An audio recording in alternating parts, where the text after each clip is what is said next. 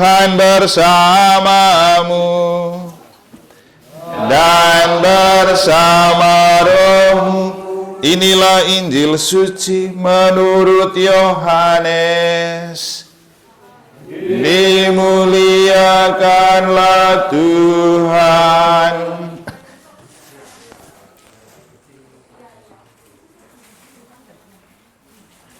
Dalam rumah ibadat di Kapernaum, Yesus berkata kepada orang banyak, "Akulah roti hidup yang telah turun dari surga. Jikalau seorang makan dari roti ini, ia akan hidup selama-lamanya. Dan roti yang kuberikan itu ialah dagingku, yang akan kuberikan untuk hidup dunia." Orang-orang Yahudi bertengkar antara mereka sendiri dan berkata, "Bagaimana Yesus ini dapat memberikan dagingnya kepada kita untuk dimakan?"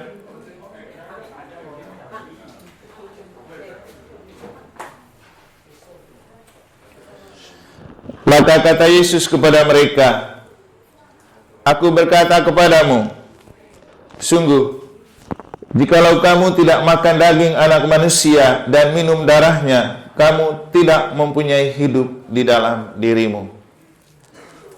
Barang siapa makan dagingku dan minum darahku, ia mempunyai hidup yang kekal, dan aku akan membangkitkan dia pada akhir zaman.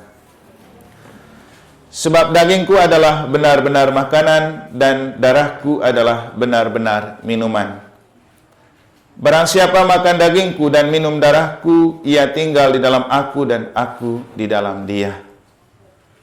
Sama seperti Bapa yang hidup mengutus aku, dan aku hidup oleh Bapa, demikian juga barang siapa memakan aku akan hidup oleh aku. Akulah roti yang telah turun dari surga, bukan roti seperti yang dimakan nenek moyangmu dan mereka telah mati. Barang siapa makan roti ini, ia akan hidup selama-lamanya." Demikianlah sabda Tuhan. Terpujilah Kristus.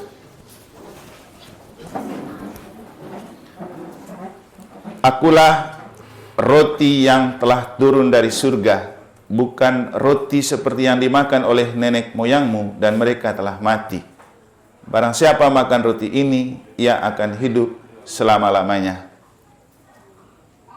Bapak, Ibu, saudara-saudari, anak-anak, cucu, handai taulan, segenap keluarga dan umat yang ditinggalkan oleh Oma Elizabeth Hartati yang saya kasihi dalam Tuhan Yesus yang telah bangkit. Salah satu keistimewaan menjadi Katolik adalah Ekaristi. Karena di dalam Ekaristi kita mencicipi perjamuan surga, dan menunya adalah tubuh dan darah Kristus. Yesus sendiri dalam Injil telah menulis dan mengatakan, "Akulah roti yang telah turun dari surga." Dan di kesempatan yang lain, Yesus berani mengatakan tentang keberadaannya sebagai bukan orang biasa. Mungkin kita masih ingat waktu kita misa penguburan oma neneknya mereka Kristo Wangge. Waktu itu kita mendengar bacaan Injil tentang Yesus yang bicara, hanya orang yang turun dari surga akan kembali ke surga. Dan waktu itu saya mengatakan, satu-satunya nabi yang berani mengaku dari surga dan berjuang untuk orang yang mengikuti dia naik ke surga ini Yesus. Dan perjuangan Yesus itu dengan memberikan dirinya, memanggul salib dan wafat di salib. Jadi istilahnya Yesus itu mati dan dikuburkan sebenarnya untuk mematikan dan menguburkan dosa dan maut di dalam diri kita supaya kita bangkit untuk hidup yang kekal. Nah, cara Yesus merawat juga dengan menghadiahi kita sebuah, kalau kita ingat masih dalam Kamis Putih, sebuah istilah nostalgia kasih, di mana Yesus menganugerahkan nostalgia terindah kepada para murid dan kita dengan Ekaristi. Dia bilang, lakukanlah ini sebagai kenangan akan daku. Karena Yesus akan kembali ke surga, tetapi cara kita mengenang dia adalah dengan merayakan misa. Maka semalam juga waktu khotbah untuk 1000 hari mamanya Aji Gusti di Palasari, lagi saya bicara tentang pentingnya menginvestasi surga dengan misa. Jadi apalagi dalam Injil hari ini Yesus sendiri bilang, akulah roti yang turun dari surga, dan roti itu kita cicipi dalam misa. Hal yang kemudian membuat seorang pendeta bernama Scott Hahn, pendeta ulung di Amerika, kembali ke gereja Katolik setelah dia lama anti-Katolik dengan misanya. Karena dia menemukan bahwa justru ketika merayakan misa, dia paham arti dari kata-kata dalam Wahyu, perjamuan surga, anak domba, yang kita terima dalam Ekaristi. Makanya saya selalu mengatakan kepada kita, banggalah menjadi orang Katolik, karena ketika kita menjadi orang Katolik, Yesus memberikan jaminan untuk kita. Yang penting kan Katolik benaran, jangan Katolik tempelan atau KTP.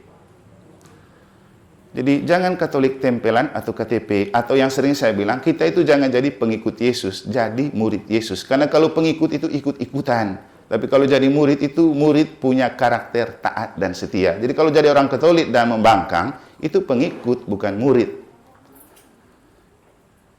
Jadi kalau kita jadi pengikut Kristus dan membangkang, memang benar. Sama dengan orang ikut-ikut demo itu kan, ikut saja, yang penting demo. Sama seperti yang saya bilang, orang yang teriak salibkanlah dia, itu kan pengikut, ikut-ikutan. Mungkin juga kalau gaya bahasa kita di Indonesia sudah dikasih makan siang itu, sehingga ikut saja. Jadi kita itu jadi Katolik, jangan ikut-ikutan. Harus jadi murid yang taat dan setia. Kenapa? Yesus kan mengajarkan kita taat. Ia taat sampai wafat di kayu salib. Taat. Tadi kan di gereja juga saya bilang, kalau mau jadi Katolik harus taat dan setia. Kalau mau protes banyak, jangan jadi gereja Katolik. Karena kita tidak untuk orang protes. Nah, kita kembali ke roti yang hidup. Siapa yang memberikan kita roti hidup ini? Siapa? Dan siapa yang bisa membuatkan kita misa? Siapa? Pak Manbagio angguk-angguk. Siapa yang bisa buatkan kita misa? Terus, iya, di mana itu Tuhan? Iya, tadi panggil Yesus di surga, sudah datang misa untuk kamu sekarang. Jadi di mana Tuhan Yesus itu merayakan misa? Lewat siapa? Terus hanya altar saja. Iya. Romo itu siapa? Pastor itu siapa? Yang sedang berdiri di depan Anda. Artinya Bapak Ibu, Anda boleh tidak suka dengan Romo, tapi jangan lupa kalau kita mati semua kita butuh misa. Tadi waktu siang saya akan dicat oleh Bapak David sebagai ketua lingkungan sebelum misa tadi, yang kemudian saya doakan waktu misa. Ada umat yang meninggal, kan saya bilang saya tidak kenal. Keluarganya juga saya tidak kenal. Tapi di buku data-data katanya ada di keanggotaannya Pak Thomas Bagio ya. Itu di keanggotaan di daftarnya Santo Paulus. Ya kan jarang ke gereja juga Pak Thomas, jadi saya tidak kenal. Tapi kemudian Kosui ini telepon saya. Terus dia bilang, Romo, ini saya menantunya Oma yang meninggal. Ini juga ada anaknya mau bicara. Sudah kita bicara lewat telepon. Hati saya terharu di situ. Kenapa? Yang minta ini bukan orang Katolik. Kalau saya menolak, di manakah belas kasihan seorang imam?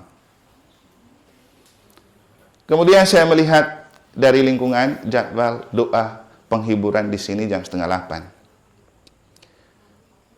Petugas lingkungan Santo Paulus yang mengatur prodiakon. Saya sih lepas kasih waktu sedikit, tunggu, mungkin ada yang minta misa. Tapi saya rasakan yang bukan Katolik pasti tidak paham kan, apalagi Kosui mereka sama yang minta tadi. Mereka bilang, Romo nanti kami mau ketemu. Saya bilang, sabar dulu. Kamu ketemu Bapak David, ketua lingkungan, bicara dulu sama beliau, karena saya akan melayani kalau sudah direkomendasikan oleh ketua lingkungan. Karena begitu aturan di gereja. Oh iya Romo, kami akan ngomong sama Bapak David. Sudah setelah mereka ngomong sama Bapak David bilang, Romo nanti anak-anak mau ketemu. Saya bilang, ya sudah, kalau Bapak David sudah oke kan, ya sudahlah, sah. Lalu kemudian saya berpikir, wah, dulu saya ingat pertama misa di sini waktu misa untuk omanya Adia. Nah, bacaannya waktu itu kan, kalau saya tidak salah ingat, Tuhan berbicara tentang kalau kita berdoa untuk orang mati, maka banyak orang-orang mati itu mendengar kita bernyanyi. Kan gitu. Dan bacaan itu juga dibacakan waktu kita misa di Palasari semalam sama Romo Deni mereka. Lagi Tuhan bilang, kalau anak-anak Allah lagi berdoa untuk orang mati, orang-orang di kuburan itu pada bangun mau mendengar. Sehingga saya bilang, ya Romo Yomi juga datang ini dengar kita doa nih. Sehingga ketika saya tahu Bapak doanya di sini, langsung saya chat Bapak David, Bapak nanti kasih tahu kita misa ya di sana. Kenapa? Saya merayakan misa pertama untuk menghargai orang tua ini, karena ternyata dari pengakuan anaknya sama menantunya bersama suaminya dari dulu mereka sudah Katolik.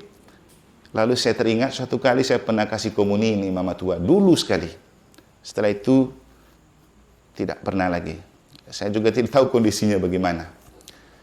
Maka kemudian saya bilang, ya sudahlah, kan hati seorang pastor kan tidak boleh seperti hati umat yang perhitungan banyak kan. Jadi saya bilang, Bapak nanti misa di sana saya yang pimpin, tidak seperti pakai diakon, pro diakon. Apa yang saya mau dapat? Saya senang misa di sini karena kita bernyanyi, teman-teman lain yang ada di kuburan ini juga pasti senang dengar kita berdoa di sini, misa di sini. Dan apalagi kalau kita ingat cerita tentang Pater Pio yang mengalami stigmata dan dia mengalami banyak kesaksian tentang bertemu dengan orang-orang mati, dan banyaknya orang di api penyucian itu datang minta misa, seperti yang pernah saya ceritakan waktu kita misa untuk Aji Matias. Saya lalu teringat, Bapak Ibu, banyak saudara kita yang masih menderita di api penyucian. Apalagi kalau kita mengacu pada kata-kata Yesus ini, tidak semua orang percaya kepada Yesus. Terus apakah mereka tidak masuk surga? Tidak juga. Kenapa? Yesus itu sebuah nama untuk berbicara tentang simbol kasih. Maka sebenarnya pengikut Yesus adalah penebar kasih. Bukan kebencian, bukan kedengkian. Yesus itu artinya yang menyelamatkan. Hanya kita yang kemudian membuat Yesus itu seperti sebuah agama. Tapi aslinya Yesus itu yang menyelamatkan. Maka apapun tindakan yang menyelamatkan, itulah Yesus. Bukan tindakan yang merusak, tapi tindakan yang menyelamatkan. Nah, itulah yang membuat saya merasa saya perlu misa untuk orang tua ini di sini, karena ini adalah tindakan Yesus yang menyelamatkan. Apalagi bacaannya dipilih oleh Pak Koster tadi, dia kirim ke saya, Romo ini bacaannya. Saya bilang ini Koster ini terinspirasi oleh Roh Kudus juga. Karena dia pilih bacaan tentang roti dari surga. Saya langsung bilang, oke, gas. Jadi roti dari surga. Nah, Oma ini hidup dalam Yesus, hidup dalam iman akan Yesus, dan wajarlah kalau sekarang kita mempersembahkan dan mengembalikan dia kepada Bapa melalui perjamuan ini. Ekaristi selalu merupakan perjamuan surga yang ada di dunia. Karena di dalam Ekaristi kita mencicipi roti hidup. Bapak Ibu kalau lihat hosti kecil itu pasti selalu ada salib di dalamnya kan? Karena ada Yesus. Bukan soal hosti kecilnya, tapi Yesus yang ada di dalamnya. Tapi bagaimana supaya hosti yang seperti kerupuk itu berubah jadi tubuh Kristus? Perlu doa epiklesis. Artinya pencurahan roh yang hanya dilakukan oleh kaum tertabis.